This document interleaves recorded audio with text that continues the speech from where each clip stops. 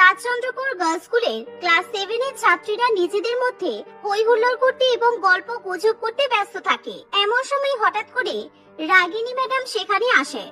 রাগিনী ম্যাডামকে দেখে সবাই নিজের নিজের কাজেই ব্যস্ত থাকে, কিন্তু মৌটুসি ভয়ে একেবারে শান্ত হয়ে বসে পড়ে। কি হলো রে মৌটুসি, তুই কথা বলতে বলতে চুপ করে গেলি কেন? কি হয়েছে তোর? বেশ তো আমাকে অঙ্কটা বুঝিয়ে দিচ্ছিলি, এরপর বল না কি হবে। সাইলেন্ট। কি হচ্ছে ঠিক এখানে? আমার একদমই মনে হচ্ছে না আমি ক্লাস 7 এর ক্লাসরুমে এসেছি। আমার মনে হচ্ছে আমি কোনো পার্কে অথবা মাছের বাজারে চলে এসেছি। এত বড় বড় মেয়ে তোমরা কোনো ম্যানার্স জানো না? বাবা মা বাড়ি থেকে কিচ্ছু শিখিয়ে পাঠায়নি? আমি তোমাদের নতুন ম্যাডাম রাগিনী। আজকে থেকে আমি তোমাদের অঙ্ক ক্লাস নেব। রাগিনীর কথা শুনে সকলে শান্ত হয়ে বসে। আচ্ছা, আমি তোমাদের পড়ানোর আগে একবার দেখে নিব তোমাদের সবার ইউনিফর্ম প্রপার আছে কিনা। এই যে তুমি, তোমার স্কুলের শো কোথায়? তুমি এরকম হাওয়াই জুতো পরে স্কুলে এসেছো কেন? আসলে ম্যাডাম, আমার স্কুলের জুতা কালকেই ছিঁড়ে গেছে, তাই জন্য আমি আজকে স্কুলের জুতা পরে আসতে পারিনি। আমি বাবাকে বলেছি, বাবা বলেছে 4-5 দিনের মধ্যেই কিনে দেবে। আমি এসব গল্প শুনতে চাই না। আমি যেন কালকেই দেখি তুমি শু পরে স্কুলে এসেছো, না হলে আমি তোমাকে ক্লাসরুমে ঢুকতে দেব না। ক্ষমা করবেন ম্যাডাম, কালকে আমি কিছুতেই শু পরে স্কুলে আসতে পারবো না, কারণ আমার বাবার কাছে অত টাকা নেই যে আমার বাবা আমাকে আজকেই জুতা কিনে দিতে পারবে। আমার বাবার কাছে যখন টাকা আসবে তখন আমার বাবা আমাকে জুতা কিনে দেবে। আপনি যদি বলেন, আমি এই ব্যাপারে প্রিন্সিপাল ম্যাডামের সঙ্গে কথা বলে নেব। আমি না হয় ওনাকে অ্যাপ্লিকেশন দেব। আচ্ছা আচ্ছা, ঠিক আছে, তুমি যাও, জায়গায় গিয়ে বসে পড়ো। আর এই মেয়ে, তুমি চুল খুলে স্কুলে এসেছো কেন? দেখো তো, তোমাদের ক্লাসরুমের কোনো মেয়ে চুল ছাড়া আছে? সবাই বিনুনি করে স্কুলে এসেছে, একমাত্র তুমি চুল খুলে স্কুলে এসেছো কেন? রাগিনীর কথা শুনে মৌটুসি ভয়ে উঠে দাঁড়িয়ে পড়ে। আসলে মা, ম্যাডাম, আসলে আজকে স্নান করে স্কুলে আসার সময় আমার চুল ভিজা ছিল, সেই জন্য আমি ভিজা চুল বেঁধে আসতে পারিনি। আমার চুলটা শুকিয়ে গেলেই আমি বেঁধে নেব। প্লিজ ম্যাডাম, আমাকে ক্ষমা করে দিন। ক্ষমা? তোমার এরকম একটা ভুলের তো কোনো ক্ষমা নেই। ভুল করেছো, তোমাকে পানিশমেন্ট পেতেই হবে। চুল ভিজা থাকে সেই জন্য তুমি চুল বেঁধে স্কুলে আসতে পারো না, তাই তো? তাহলে এত বড় চুল রেখে কি লাভ তোমার? এসো, আমি তোমার চুলটা কেটে ছোট করে দিচ্ছি, তাহলে কাল থেকে তোমাকে চুল বেঁধে স্কুলে আসতেই হবে না। এই শুনে মৌটুসি খুবই ভয় পেয়ে যায়। না ম্যাডাম, দয়া করে এরকম করবেন না। আমার চুল কেটে দেবেন না ম্যাডাম, আমার বড় চুল খুব ভালো লাগে। আপনি আমাকে 5 মিনিট সময় দিন, আমি এখনই ক্লাসের বাইরে দাঁড়িয়ে দাঁড়িয়ে চুল বেঁধে নেব, কিন্তু দয়া করে আমাকে এরকম শাস্তি দেবেন না ম্যাডাম। চুপ কর, একদম মুখটা বন্ধ রাখ, মুখ থেকে কোনো কথা বেরোবে না। এখানে আয় আর চুপচাপ দাঁড়িয়ে থাক, আমার কাজ আমাকে করতে দে। রাগিনী ম্যাডামের এরকম কথা শুনে সকলেই প্রচন্ড পরিমাণে অবাক হয়। সবাই ভাবে তাদের ম্যাডাম হয়তো মৌটুসিকে ভয় দেখানোর জন্য এরকম করছে, কিন্তু রাগিনী ম্যাডাম সত্যি সত্যি ব্যাগ থেকে একটা কাঁচি বের করে, আর সেই কাঁচি দিয়ে সে মুহূর্তের মধ্যে মৌটুসির চুল কেটে একেবারে ছোট করে দেয়। মৌটুসি কোনো রকম টু শব্দ না করেই শুধুমাত্র দাঁড়িয়ে দাঁড়িয়ে চোখে জল ফেলতে থাকে। নাও, একদম পারফেক্ট। এবার তুমি চুল খুলে এলে আমি তোমাকে কিছুই বলবো না। এরই মধ্যে ঘন্টা পড়ে গেলে রাগিনী ম্যাডাম ক্লাসরুম থেকে চলে যায়। তখন পায়েল এবং আরো কিছুজন ছাত্রী মৌটুসির কাছে ছুটে আসে। এই, আমাদের এই নতুন ম্যাডামের মাথায় কোনো ডিফেক্ট আছে নাকি বলতো? কেমন ম্যাডাম রে বাবা, প্রথম দিন স্কুলে এসে, প্রথম দিন আমাদের ক্লাসরুমে এসে তোর চুল কেটে দিল, আর তুই কিছু বলতে পারলি না কেন মৌটুসি? আমি আবার কি বলবো? তোরা জানিস না, আমি যদি ম্যাডামকে কিছু বলতাম তাহলে আমার সঙ্গে আরো খারাপ কিছু হতে পারতো। খারাপ কিছু হতে পারতো বলতে? স্কুলের টিচারদের এতটা অধিকার নেই যে স্টুডেন্টদের চুল কেটে দিতে পারে। তুই সত্যি খুবই বোকা। তুই দেখলি না, আমি ম্যাডামকে ধমক দিতেই ম্যাডাম কেমন চুপ করে গেল। তুইও তো ম্যাডামকে ধমক দিতে পারতিস। আচ্ছা ছাড়, তোর চুল যখন ম্যাডাম কেটেই দিয়েছে, তুই আমার সঙ্গে এখন প্রিন্সিপাল ম্যাডামের কাছে চল। ওই শয়তান ম্যাডামের নামে আমরা কমপ্লেন করব। না না, এটা আমি কিছুতেই করতে পারবো না। প্লিজ তোরা আমাকে জোর করিস না। আমি কোন রকম ভাবে ম্যাডামের ক্ষতি করতে পারবো না, এতে করে ম্যাডামের তো চাকরিটা চলে যেতে পারে। তোর কি হয়েছে বলতো? যে ম্যাডাম তোর চুল কেটে দিয়েছে, তুই এখনো তার চাকরি নিয়ে ভেবেই যাচ্ছিস? ওরকম মহিলার চাকরি চলে যাওয়াই ভালো। তুই ভয় পাস না, তুই চল আমাদের সঙ্গে। না রে, আমি কিছুতেই আমার নতুন মায়ের ক্ষতি করতে পারবো না। আসলে রাগিনী ম্যাডাম আমার মা হয়, আমার নতুন মা। আগে আমার নতুন মা অন্য স্কুলে চাকরি করতো, এখন এই স্কুলে শিফট করেছে। মৌটুসির কথা শুনে তার বন্ধুরা প্রচন্ড পরিমাণে অবাক হয়। আসলে 3 বছর আগে মৌটুসির নিজের মা মোহিনী হৃদরোগে আক্রান্ত হয়ে মারা যায়। নিজের মাকে হারিয়ে মৌটুসি একেবারে ভেঙে পড়ে। মৌটুসির বাবা দেবজিৎ একজন নেভি অফিসার ছিল, তাই বছরের বেশিরভাগ সময় তাকে বিদেশেই থাকতে হতো। এমন পরিস্থিতিতে দেবজিৎ শুধুমাত্র তার মেয়ের কথা চিন্তা করে দ্বিতীয় বিয়ে করার সিদ্ধান্ত নেয়। মৌটুসি যাতে মায়ের ভালোবাসা পায় এবং সে যাতে ভালোমতো পড়াশোনা করতে পারে, তাই দেবজিৎ রাগিনী নামে একজন স্কুল টিচারকে বিয়ে করে। এবার আমি নিশ্চিন্তে আমার মেয়েকে বাড়িতে রেখে কাজে যেতে পারবো। আশা করছি আমার মেয়ের পড়াশোনার কিংবা আর কোনো রকমের কোনো অসুবিধা হবে না। তুমি নিশ্চিন্তে যাও দেবজিৎ। আর এটা শুধু তোমার মেয়ে নয়, আজ থেকে আমাদের মেয়ে। আমি খুব ভালোভাবে আমাদের মেয়ের খেয়াল রাখবো। আর আমি যাতে মৌটুসির ভালো করে খেয়াল রাখতে পারি, সেই জন্যই তো আমি মৌটুসির স্কুলে ট্রান্সফার করে নেব ভেবেছি। তুমি একদম চিন্তা করো না। এই শুনে দেবজিৎ খুবই খুশি হয় এবং সে বিদায় জানিয়ে সেখান থেকে চলে যায়। এদিকে 2-1 দিনের মধ্যেই রাগিনী তার আসল রূপ দেখাতে শুরু করে, কারণ সে কিছুতেই মৌটুসিকে নিজের মেয়ে বলে মেনে নিতে পারে না। সে মৌটুসির উপর অত্যাচার করা শুরু করে, মৌটুসিকে দিয়ে বাড়ির সমস্ত কাজকর্ম করায় এবং নিজে সবসময় শুয়ে বসে সময় কাটায়। সেই সাথে মৌটুসি কিছু ভুল করলে রাগিনী তাকে মারধরও করে। এর ফলে মৌটুসি সবসময় আতঙ্কে থাকে। এভাবেই 1 মাস কাটে। এরই মধ্যে রাগিনী মৌটুসিদের স্কুলে ট্রান্সফার হয়ে যায়। ভোর 5টার সময় সেদিন রাগিনী মৌটুসিকে ঘুম থেকে তুলে বলে, এই তাড়াতাড়ি ঘুম থেকে উঠে পড়। ঘুম থেকে উঠে কাজকর্মগুলো করে নে। আজকে আমার তোদের স্কুলে প্রথম দিন। আমার জন্য চিকেন স্যান্ডউইচ তৈরি করে টিফিনে ভরে দিবি। আর কালকে রাতের বাসি রুটি আর সবজি আছে, ওগুলো তোর টিফিনে ভরে নিবি। ঠিক আছে নতুন মা, আমি তাড়াতাড়ি করে কাজগুলো করে দিচ্ছি। তারপর আমি আর তুমি একসঙ্গে স্কুলে চলে যাব।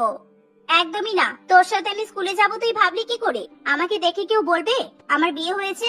আমাকে তো দেখতে একদম হিরোইনদের মতো। আমি যদি লোক সমাজে বলি আমার এত বড় একটা মেয়ে আছে, তাহলে তো সবাই আমাকে বয়স্ক ভাববে। আর শোন, স্কুলে গিয়ে আমাকে ম্যাডাম বলে ডাকবি। যদি আমাকে মা বলে ডেকেছিস তাহলে কিন্তু খুব মার খাবি। এই বলে রাগিনী আবার ঘুমিয়ে পড়ে। স্কুলে যাওয়ার মাত্র 8 ঘন্টা আগে সে ঘুম থেকে উঠে সুন্দর করে সেজে গুজে স্কুলে চলে যায়। অন্যদিকে মৌটুসি একা একা স্কুলে যায়। আর প্রথম দিন স্কুলে এসেই রাগিনী মৌটুসিকে এত বড় একটা শাস্তি দেয়। এভাবেই সময় কাটতে থাকে। প্রত্যেকদিন রাগিনী ক্লাসে এসে মৌটুসিকে নানান রকম পানিশমেন্ট দিয়েই থাকে। এরকম ভাবে আরো কিছুদিন কাটে। একদিন, মৌটুসি তুমি অঙ্কে এত কম নম্বর পেয়েছো কেন? 100-এর মধ্যে তুমি মাত্র 30 নম্বর পেয়েছো। 30 বলাও ভুল হবে, তুমি তো 20 পেয়েছিলে। তুমি ফেল করে যাবে বলে সেই জন্য আমি 10 নম্বর ইচ্ছা করে বাড়িয়ে দিয়েছি। তোমার এই অবস্থা কেন? তুমি পড়াশোনা করো না? কিন্তু ম্যাডাম, আমি অঙ্কে এত কম কিভাবে পেলাম? আমি তো সব অঙ্ক করতে পারি, আর আমার অঙ্ক পরীক্ষা খুবই ভালো হয়েছিল। আমি এত কম নম্বর কিভাবে পেলাম? এমনকি আমি আমার ক্লাসে সবাইকে অঙ্ক শেখাই। মানে তুমি কি বলতে চাইছো? আমি কি তাহলে ভুলভাল খাতা দেখেছি, নাকি আমি ইচ্ছা করে তোমাকে কম নম্বর দিয়েছি? আর তুমি তোমার বন্ধুদেরকে অঙ্ক শেখাও, মানে তুমি কি নিজেকে অঙ্কের টিচার বলে মনে করছো? এই নাও, এই খাতাটা নিয়ে যাও, আর তোমার এই খাতায় তোমার গার্জিয়ানের সিগনেচার করিয়ে নিয়ে আসবে। মৌটুসি কি বলবে কিছুই বুঝে উঠতে পারে না। সে চুপচাপ খাতাটা নিয়ে জায়গায় বসে পড়ে। সন্ধ্যাবেলা রাগিনী দেবজিৎকে ফোন করে বলে, আর বলো না দেবজিৎ, মেয়েটাকে নিয়ে আমি সত্যিই খুবই চাপে আছি। একদম পড়াশোনা করতে চাই না, বাড়ির কোনো কাজ করতে হচ্ছে না, সময় মতো খাবার পেয়ে যাচ্ছে, সময় মতো আমি স্কুলে নিয়ে যাচ্ছি, স্কুল থেকে সঙ্গে করে বাড়িতে নিয়ে আসছি। স্কুলে আমি এত ভালোভাবে অঙ্ক শেখাচ্ছি, তারপর বাড়িতে এসেও আমি ওকে আলাদাভাবে অঙ্ক দেখিয়ে দিচ্ছি, তারপরও অঙ্কে এত কম নম্বর কিভাবে পাচ্ছে? কি বলছো কি রাগিনী? মৌটুসি তো আগে খুব ভালো পড়াশোনা করতো, নিশ্চয়ই মায়ের আদর পেয়ে মেয়েটা বাদর হয়ে যাচ্ছে। ওকে ফোনটা দাও, আমি ওকে ভালো করে বকে দিচ্ছি।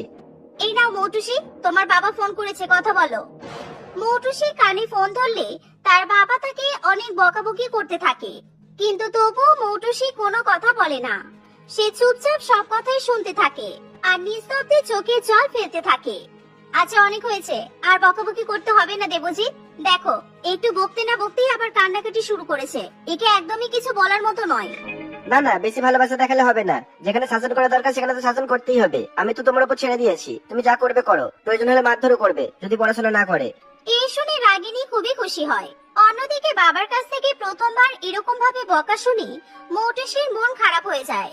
সে খুব ভালো করে বুঝতে পারে তার সৎ মা ইচ্ছা করে তাকে অঙ্কে কম নম্বর দিয়েছে, কিন্তু মৌটুসি তার সৎ মায়ের বিরুদ্ধে কোনো রকমের পদক্ষেপ নেয় না। এভাবেই কিছুদিন কাটে। একদিন রাগিনী তাদের ক্লাসের মেয়েদেরকে নিয়ে প্রজেক্টের কাজ করার জন্য এক জঙ্গলে যায়। সেখানে হঠাৎ করে জঙ্গল থেকে একটা বিষধর সাপ বেরিয়ে আসে। সেই সাপটা রাগিনীকে কামড়াতে যাবে তখনই সেটা মৌটুসি দেখতে পায়। মৌটুসি তাড়াতাড়ি করে তার নতুন মায়ের কাছে ছুটে আসে। নতুন মা, সরে যাও, তাড়াতাড়ি ওখান থেকে সরে যাও, তোমার পাশে সাপ আছে, তাড়াতাড়ি সরে যাও, সাপটা তোমাকে কামড়ে নেবে। এমন বলতে বলতে মৌটুসি হাতে করে সাপটাকে সেখান থেকে দূরে ফেলে দিতে যায়। এর ফলে সেই সাপটা মৌটুসির হাতে কামড়ে নেয়। এই দেখে রাগিনী খুবই ভয় পেয়ে যায়। মৌটুসি তৎক্ষণাৎ সেখানে জ্ঞান হারিয়ে পড়ে যায়। রাগিনী কি করবে কিছু বুঝতে না পেরে তাড়াতাড়ি করে মৌটুসিকে হাসপাতালে নিয়ে যায়। ডাক্তারবাবু অনেক প্রচেষ্টার পর মৌটুসির জীবন বাঁচাতে সক্ষম হয়। মৌটুসির জ্ঞান ফিরে আসতেই সে চোখ খুলে দেখে যে তার নতুন মা তার সামনে চোখে জল নিয়ে এবং হাত জোর করে দাঁড়িয়ে আছে। আমাকে ক্ষমা করে দে মৌটুসি, আমি তোর সঙ্গে অনেক অন্যায় করেছি, তোর উপরে এত অত্যাচার করেছি, তারপরে তুই আমার জীবন বাঁচানোর জন্য এমন একটা কাজ করেছিস। আমি তোকে আর কখনো কোনো কষ্ট দেব না, আমাকে তুই ক্ষমা করে দে। এই দেখে মৌটুসি খুবই খুশি হয়। সে তার মাকে ক্ষমা করে দেয়। সেদিনের পর থেকে রাগিনী মৌটুসির জীবনটা ভালোবাসা দিয়ে ভরিয়ে তোলে। মৌটুসির জীবনে আর কোনো দুঃখ কষ্ট থাকে না। এভাবে মৌটুসি হাসি খুশি তার মায়ের সঙ্গে বসবাস করতে থাকে। প্রিয়াঙ্কা তার বাবা মায়ের সঙ্গে বিষ্ণুপুর নামক গ্রামে থাকতো। প্রিয়াঙ্কার বাবা মা খুবই গরিব ছিল। তার বাবা দিনমজুরির কাজ করে কোনো রকমে তাদের সংসার চালাতো। অন্যদিকে প্রিয়াঙ্কা দেখতে খুবই সুন্দর হলেও তার উচ্চতা ছিল খুবই কম। তার উচ্চতার জন্য সকলের কাছে তাকে অপমানিত এবং অবহেলিত হতে হয়। কিন্তু প্রিয়াঙ্কা পড়াশোনাতে খুবই ভালো ছিল। ছোটবেলা থেকেই সে মন দিয়ে পড়াশোনা করে এসেছে। কিছুদিন আগেই প্রিয়াঙ্কা তার কলেজ পাশ করেছিল। প্রিয়াঙ্কার খুব ইচ্ছা ছিল টিচার হওয়ার।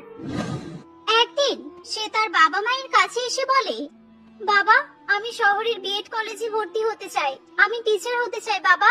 আমাদের গ্রামে তো বিএড কলেজ নেই, তাই আমাকে শহরে গিয়ে পড়াশোনা করতে হবে।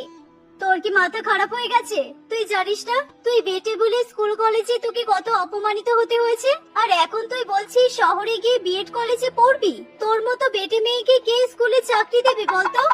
আমার হাইট নিয়ে যে যাই বলুক না কেন, আমার কিছু যায় আসে না। আমি শুধুমাত্র আমার লক্ষ্যে স্থির থাকতে চাই। আমি চাকরি পাবো না কেন মা?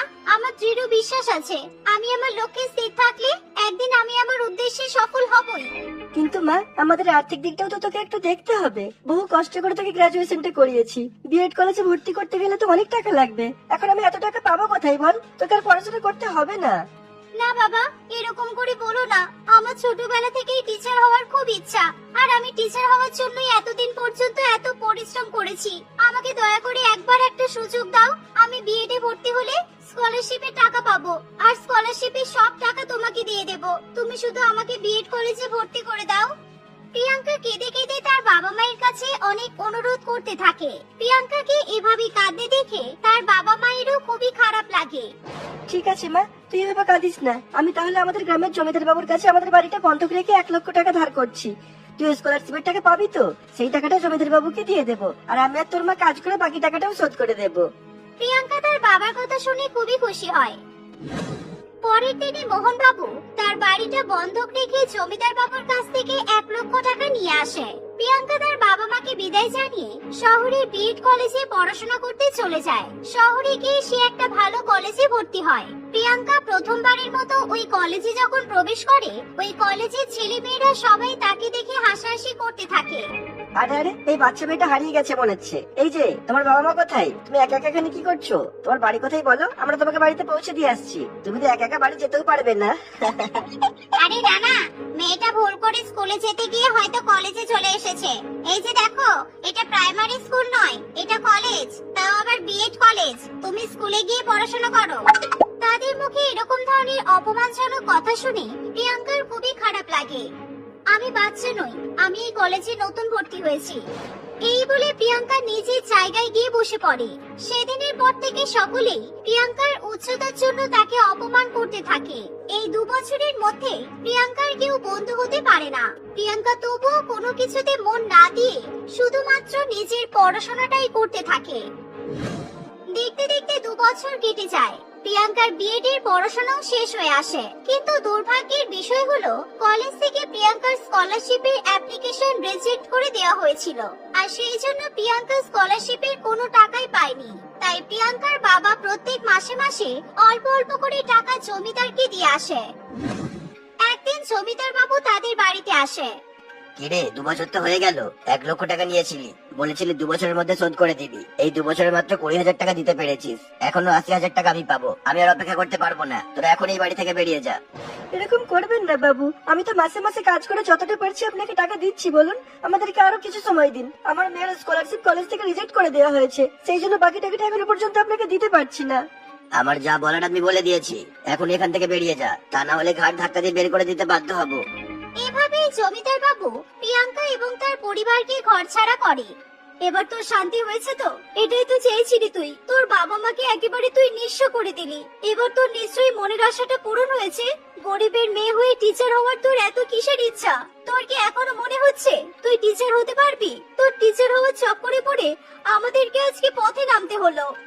যে কোনো পরিস্থিতিতে আমি আমার লক্ষ্য থেকে কখনো সরব না। আমি এখনো আমার চেষ্টা চালিয়ে যাব। মা, বাবা, তুমি একটা ঘর ভাড়া নেওয়ার ব্যবস্থা করো। আমি যতদিন না চাকরি পাচ্ছি ততদিন টিউশন পড়িয়ে সংসার চালাবো। আর আমি তো পরীক্ষায় পাশ করে গেছি, এবার শুধু আমার ইন্টারভিউটাই বাকি। আমি যদি ইন্টারভিউটা ভালো করে দিতে পারি তাহলে আমি চাকরি পেয়ে যাব। তোমরা আমাকে আর কিছুদিন সময় দাও। মোহন বাবু একটা ভাড়া ঘর নিয়ে তার মেয়ে এবং বউকে নিয়ে সেখানে থাকতে শুরু করে। প্রিয়াঙ্কা টিউশন পড়ানোর পাশাপাশি তার চাকরি ইন্টারভিউ দেওয়ার প্রিপারেশনও নিতে থাকে।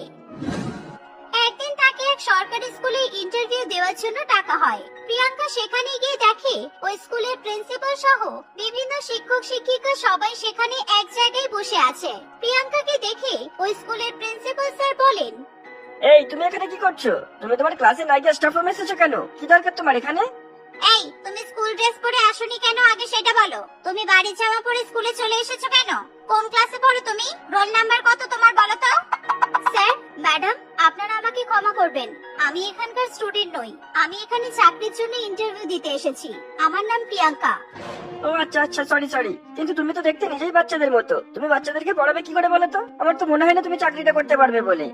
শিক্ষক হতে হলে কিংবা বাচ্চাদেরকে শিক্ষাদান করতে হলে দরকার পড়ে শিক্ষাগত যোগ্যতার আর জ্ঞানের। আমি আশা করছি সেগুলো সবটাই আমার মধ্যে যথেষ্ট পরিমাণে আছে। তারপরে আমার যোগ্যতা নিয়ে বিচার করবেন।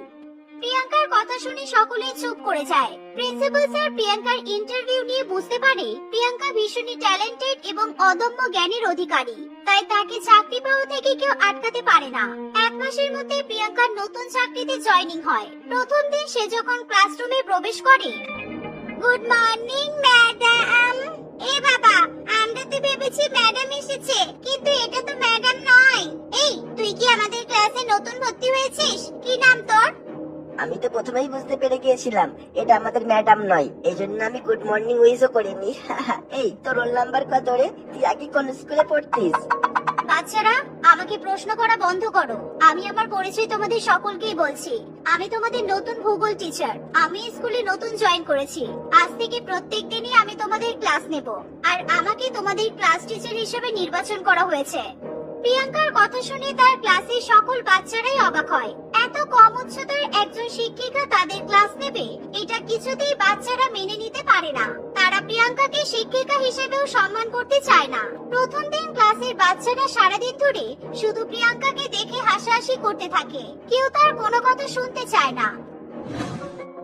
পরের দিন, আশা করছি আমাকে দেখে তোমাদের যতটা হাসাহাসি করা উচিত ছিল কালকে তোমরা সেটা করে ফেলেছো। আজকে আমাকে দেখে নতুন করে তোমাদের আর হাসি পাবে না, তাই আমরা আজকে মন দিয়ে পড়াশোনা করব। আজকে আমি তোমাদেরকে ভূগোলের প্রথম চ্যাপ্টারটা পড়াবো। এই বলে প্রিয়াঙ্কা তার চেয়ারে গিয়ে বসে পড়ে, কিন্তু বাচ্চারা কিছুতেই তার কোনো কথা শুনতে চায় না। সবাই মিলে তাকে বিভিন্ন রকম ভাবে ডিস্টার্ব করার চেষ্টা করতেই থাকে। ম্যাডাম, আপনি কোথায়? আমরা তো আপনাকে দেখতে পাচ্ছি না। আপনি উঠে দাঁড়ালে হয়তো আমরা আপনাকে ভালো মতো দেখতে পাবো। আপনি আমাদেরকে উঠে দাঁড়িয়ে পড়াবেন। টিচারের মুখ দেখতে না পেলে আমরা পড়া বুঝবো কিভাবে? আমরা তো কেউই ম্যাডামকে দেখতে পাচ্ছি না, কিন্তু এখন ব্যাপার হলো ম্যাডাম উঠে দাঁড়ালেও তো ম্যাডামকে দেখতে পাবো না। ম্যাডামের উচ্চতা তো খুবই কম, এমনকি ম্যাডাম আমাদের থেকেও হাইটে কম। ঠিক আছে, আমি চেয়ারে বসবো না, আর আমি এখানে দাঁড়িয়ে থেকেও তোমাদেরকে পড়াবো না। আমি প্রত্যেকের বেঞ্চের সামনে কিছুক্ষণ ধরে দাঁড়িয়ে দাঁড়িয়ে পড়া বোঝাবো। তোমরা পড়া বুঝতে চাইছো না বলে ভাবলাম আগে তোমাদের রোল কলটা করে নি। এই জন্যই আমি চেয়ারে বসেছিলাম। চেয়ারে বসে আমি এমনিতেও তোমাদেরকে পড়াবো না। এই বলে প্রিয়াঙ্কা তার ক্লাসরুমের এক প্রান্ত থেকে অন্য প্রান্ত পর্যন্ত হাঁটাচলা করতে করতে বাচ্চাদেরকে পড়াতে থাকে। সে এক সেকেন্ডের জন্য আর চেয়ারে বসে না। এরকম ভাবে কিছুদিন কাটে। প্রত্যেক দিনই প্রিয়াঙ্কার ক্লাসের বাচ্চারা তাকে কোনো না কোনো ভাবে বিরক্ত করতেই থাকে। একদিন প্রিয়াঙ্কা কোনো একটা বিষয়ে বাচ্চাদেরকে বোঝানোর চেষ্টা করছিল।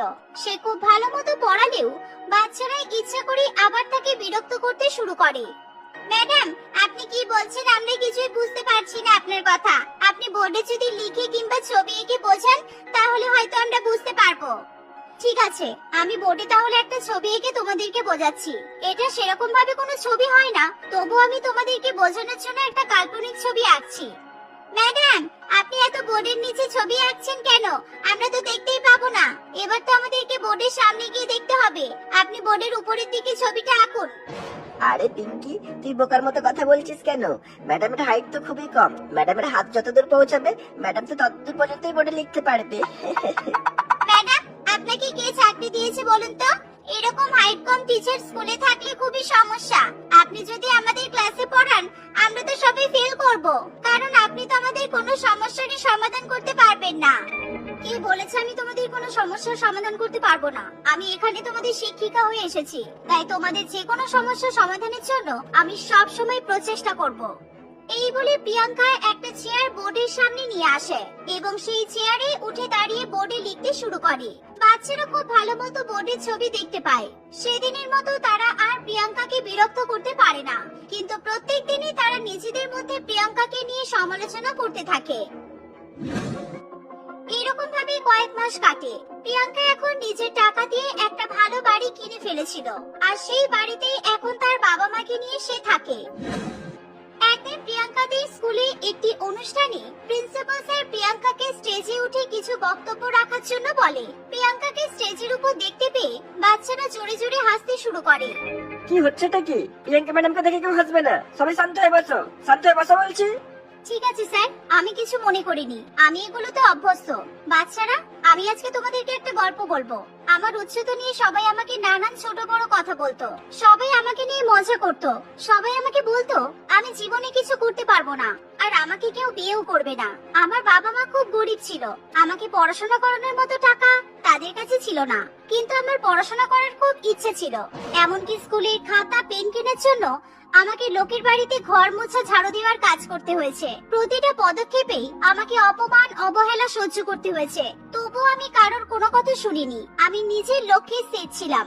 এমনকি আমার পড়াশোনার জন্য আমাদেরকে ঘর ছাড়া হতে হয়েছিল। তবুও আমি আমার লক্ষ্য থেকে বিন্দু মাত্র সরে আসিনি।